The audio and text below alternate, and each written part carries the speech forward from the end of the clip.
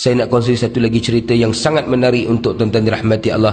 Bawa balik, kongsikan dengan keluarga. Mudah-mudahan naikkan sedikit semangat dalam kita nak beribadat. Sementara tunggu tu saya diberitahu, si mati ini, orang yang meninggal dunia ini, baru selesai menjadi imam waktu asar. Dia jadi imam waktu asar, dia bagi je salam yang pertama, terus dia rebah. Jatuh betul-betul atas sejadah imam, tengah jadi imam. Allahu Akbar. Saya ternanti-nanti orang yang baik ini. Sampai saja dia tuan-tuan, saya terus tengok dia. Tengok dia dalam keadaan yang baik. Pihak forensik terus masukkan dia dalam bilik bedah siasat. Saya terus pergi ke tempat mandi, tuan-tuan dirahmati Allah, ambil kain, nak potong kain, nak sediakan untuk dia. Seorang kawan saya kata, "Ustaz, nanti dulu Ustaz, kita tak boleh uruskan dia lagi hari ni." Saya waktu tu tergamam. Orang yang matinya mulia, orang yang matinya hebat, tiba-tiba tak boleh diuruskan. Saya tanya kenapa.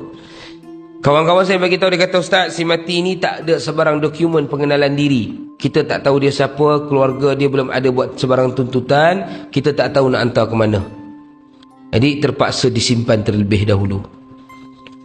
Jadi tuan-tuan dirahmati Allah, saya waktu tu terpaksalah merelakan. Sebab tuan-tuan kena faham, kalau tak ada urusan, tak ada maikat ni tuan-tuan, payah nak dapat lubang kubur. Payah.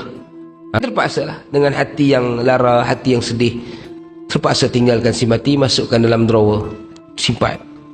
Saya tunggu sehari, saya tunggu 2 hari, saya tunggu 3 hari. Seminggu berlalu, tidak ada sebarang cerita. Daripada seminggu naik ke sebulan, tidak ada sebarang cerita. Dari sebulan naik ke 2 bulan, tuan-tuan dirahmati Allah.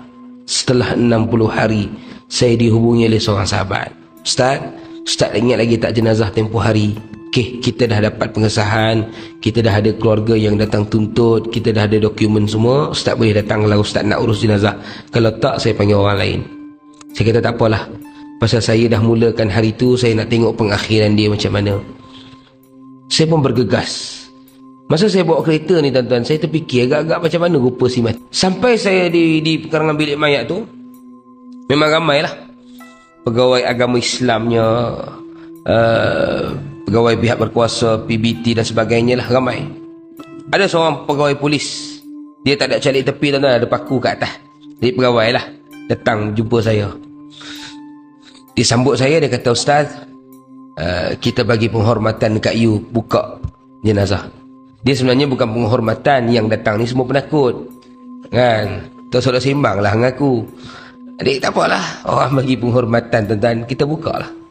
Saya pun buka drawer dia, bawa keluar.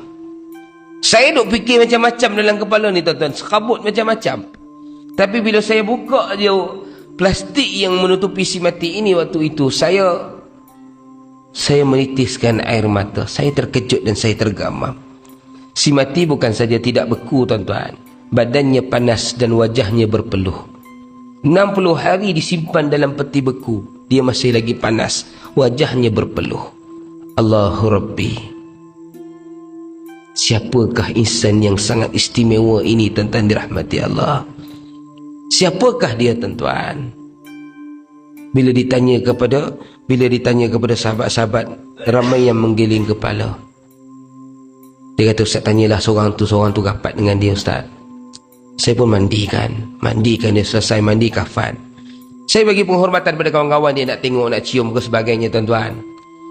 Tengah-tengah saya bagi penghormat, tengah-tengah saya bagi peluang, tiba-tiba saya dengar suara orang menjerit, "Subhanallah, Allah, Subhanallah," macam-macam bunyi. Saya kata, "Sudah, ni Syiah ke apa ni?"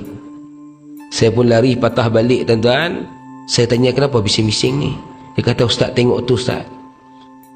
Di dahi si mati keluar kemerah-merahan satu perkataan ataupun kalimah yang kita kenali sebagai kalimah tauhid. Alif lam lam ha.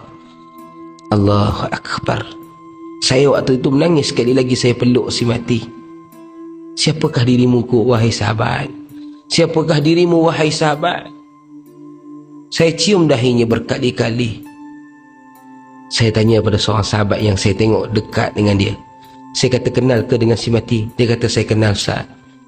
Si mati ini waktu umurnya 11 tahun dia jadi anak yatim piatu. Tak ada keluarga. Jadi pondok ambil dia jadikan sebagai anak angkat pondok. Sayalah yang berkawan dengan dia daripada mula dia masuk sampai hari ini. Dia datang ke Malaysia ni Ustaz sebab nak cari peluang kerja sebagai imam. Dia baru 2 hari jadi imam di tempat tersebut. Kami pun tak tahu. Sebab hari itu kami sama-sama dalam satu jemaah datang ke sini. Tujuan kami datang hari itu nak berdakwah. Tiba-tiba dia tak nak balik pasal dia nak jadi imam. Dia ditawarkan jadi imam. Jadi Ustaz, sejak saya kenal dia daripada umur 11 tahun, dia ni susah dan sukar untuk tinggalkan solat malam. Dan antara solat malam yang menjadi rutin hidupnya adalah solat sunat tasbih. Allahu Akbar. Bila saya dengar tuan-tuan, lagi menitis air mata. Mulianya hatinya, mulianya dirinya tuan-tuan, menjadikan solat sunat tasbih itu sebagai amalan harian. Cuba kita tanya diri kita tuan-tuan, setahun berapa kali kita buat solat sunat tasbih? Agak-agak dengan amalan yang kita tidak seberapa ini, bagaimana kita nak bertemu dengan Allah? Mudah-mudahan tuan-tuan, sedikit suntikan cerita itu dapat memberi satu gambaran yang baru kepada tuan-tuan untuk bersedia dan melakukan persediaan ketika nak bertemu dengan Allah kelak insya-Allah.